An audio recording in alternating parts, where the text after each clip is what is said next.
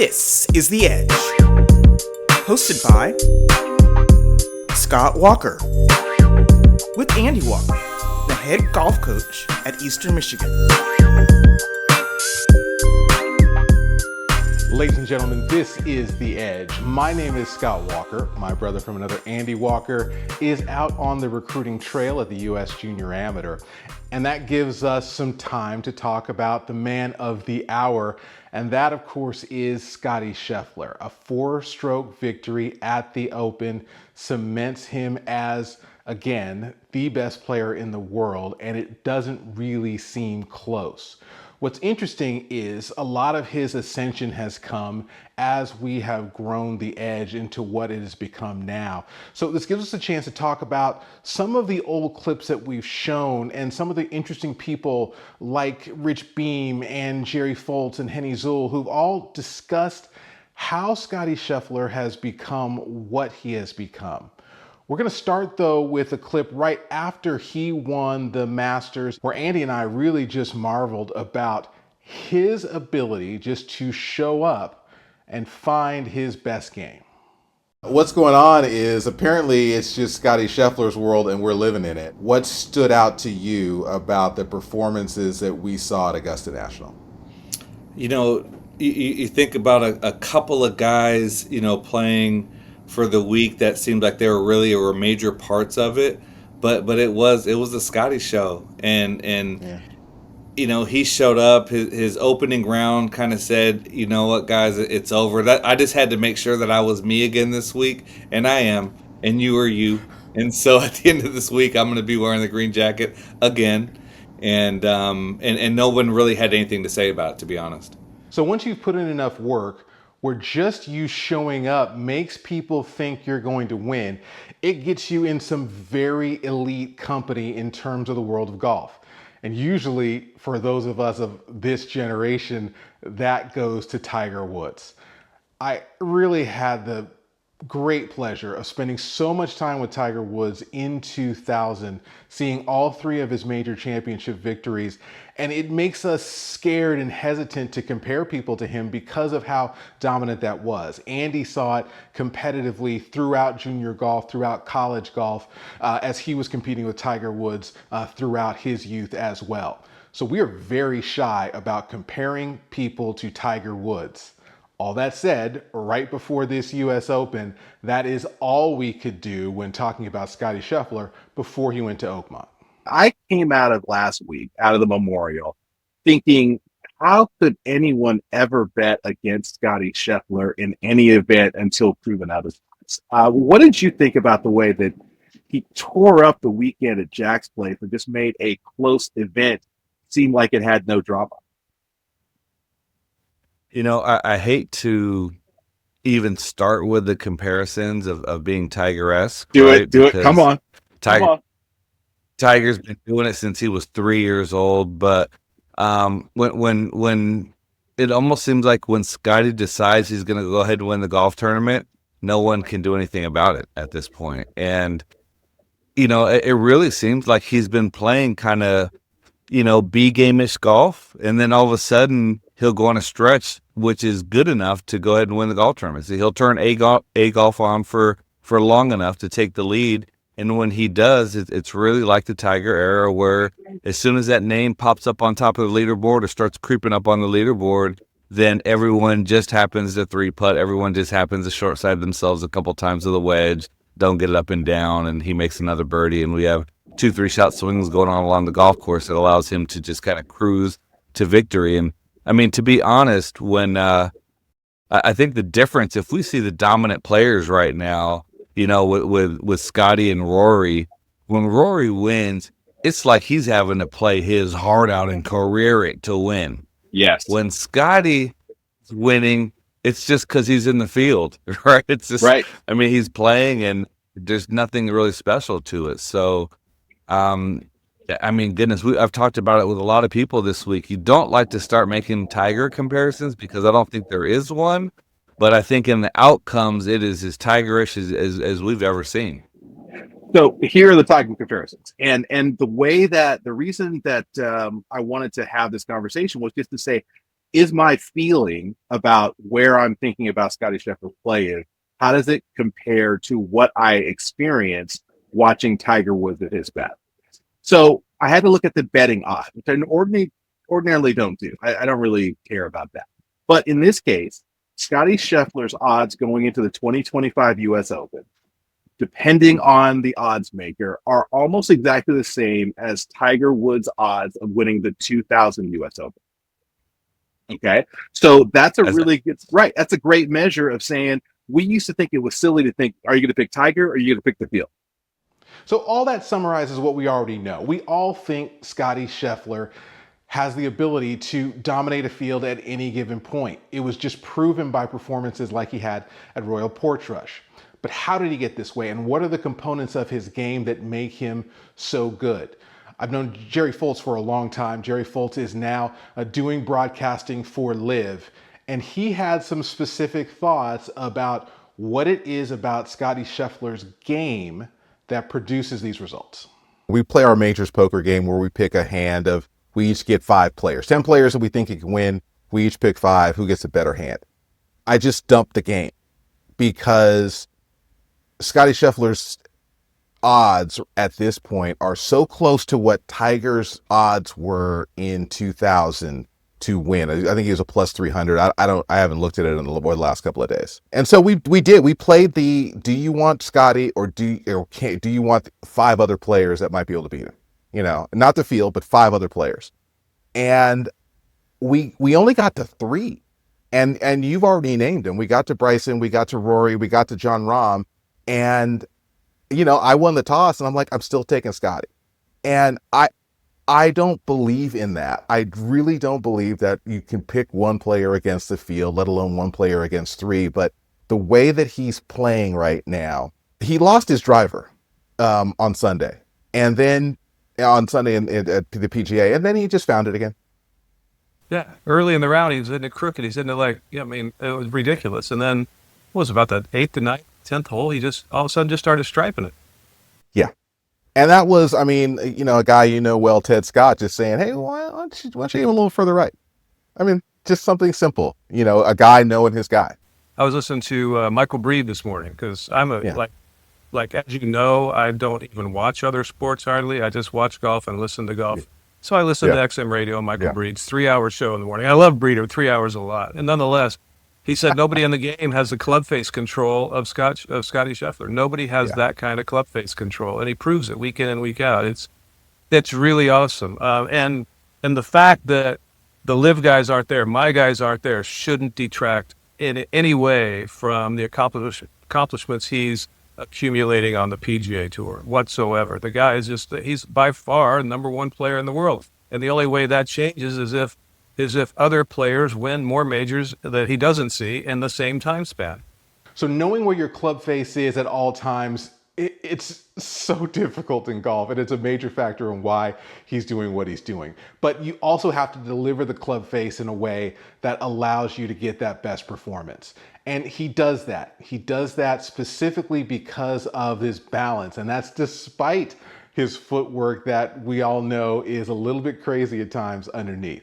Rich Beam has won a major championship, the 2002 PGA, and he talks about what allows him to apply that club face to that ball in such a consistent way that makes everyone else intimidated. How can you discount what Scottie Scheffler does? Because it doesn't look as pretty, but it's highly effective. I mean, it's just unbelievable how the distance control that he has day in, day out. I go back to balance because that's the one thing that I think in this game that you kind of have to have. And Scottie Scheffler, it doesn't prove me wrong, because if you look at it, even though he's got footwork all over the place, he never falls over, and he's always on balance when he finishes. Now, the feet might shift around a little around, and he might have a little shuffle, but he's not falling back. He's not falling to the sides. It's not like he's falling forward. He's still in balance, just in a little bit different way. Stay connected with The Edge on your favorite platforms. Find us on Instagram and Snap at theedge.show. So the way we've been blowing up Scottie Scheffler all episode, you'd think he's a perfect golfer who wins every time. That's obviously not the case. And we saw that particularly at Oakmont, where one facet of his game, his putting, it just didn't show up. And what happened and how he reacted to that was interesting. It showed that the frustration and emotion, the humanity of this golfer who physically is so good, but mentally, just like the rest of us, he gets frustrated. Things don't work out perfectly for him. And we talked about that immediately following JJ Spahn's win at the US Open. What's interesting is Oakmont is like an MMA fighter, right? Oakmont's trying to make you submit. Like every hole, every shot, it's like, okay, great. You hit a good drive. What are you going to do the next one? It is trying to make you say uncle at every opportunity. And it surprised me a little bit to see, I think Scottie Scheffler let go of the rope a couple of times and is going to regret that, particularly that, the 3-putt on 11 where he blew it by. He thought he had to press a little bit. What did you think about Scheffler's performance? Because to me, him even staying remotely in contention the way that he was putting just went to show how much talent he has, but he got nothing out of it this week. Well, he did, and those greens are going to be difficult for him. He's not the best putter in the world, but Right. he's good enough because he hits it so good. Right. Right? He putts to win every week, and we saw that. He give himself a good chance here to win, especially with how bad he played the first day, and him and the instructor on the range and getting pissed and this kind of stuff just shows how good he really is. So, and this is where we get to one of the most interesting things about Scottie Scheffler, and that is how he recovered from not playing as well as he could, from not letting all of that great play show at Oakmont. How did he find a way to harness that? Well, we talked to Henny Zool last year about what she really admires about the way that Scottie Scheffler approaches golf. This was before all of his conversation at Royal Portrush about how golf fits into the rest of his life. Henny Zool of Sky Sports talked about how faith and all the rest of his beliefs that come from his parents and his lifestyle and everything else, how all of that affects the way that Scottie Scheffler plays golf.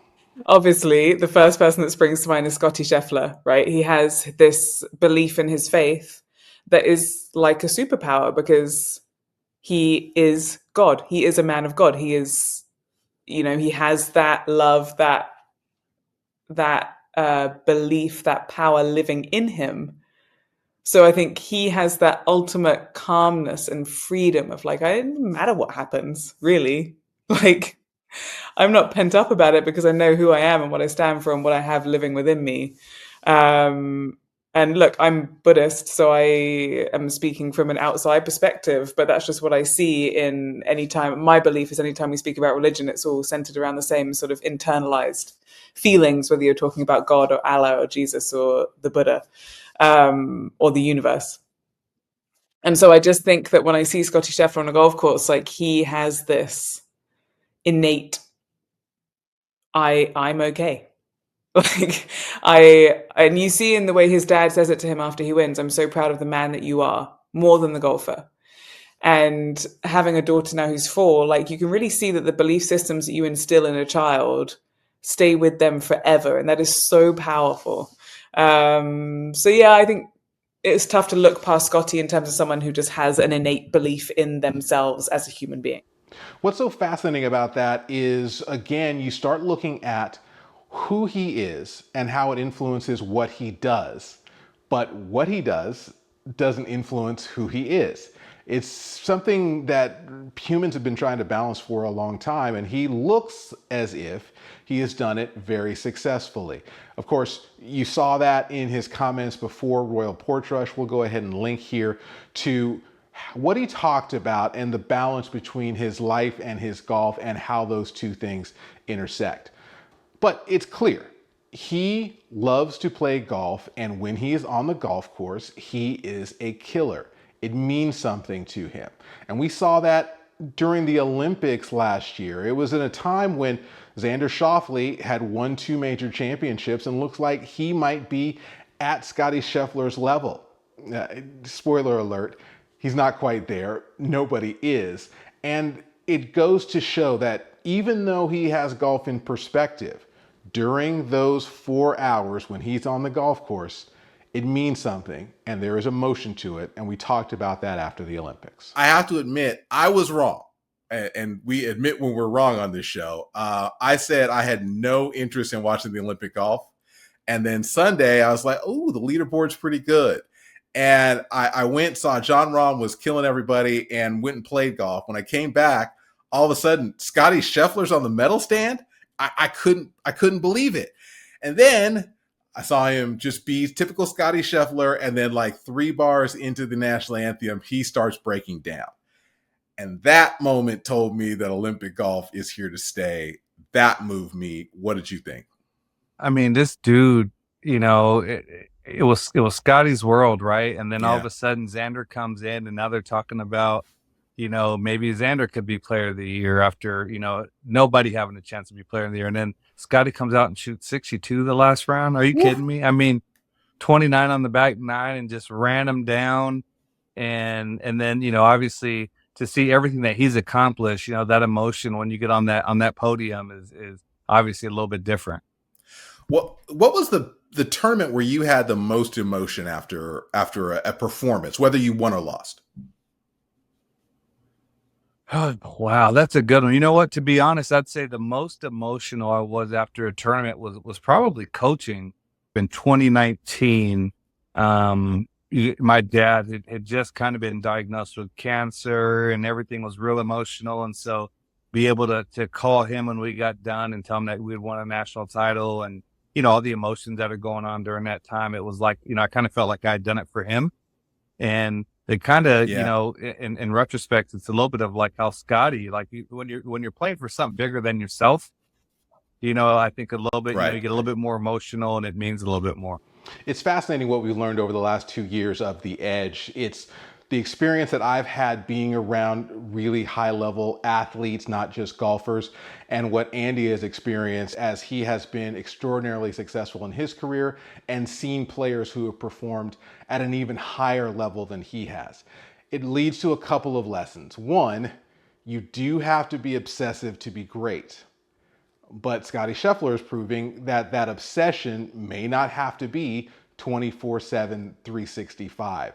It is in a bucket for him, and that bucket is good enough for him to be better than anybody else that is playing this sport on this planet. We look forward to sharing more of his stories and more stories of other golfers with you as we hit upcoming episodes. That's it for the men's majors of the golf season, but we have much more to share with you, and we'll continue to do that through the next few weeks as we continue our shows here on The Edge. I am Scott Walker for Andy Walker and our entire team. We'll see you next time from The Edge.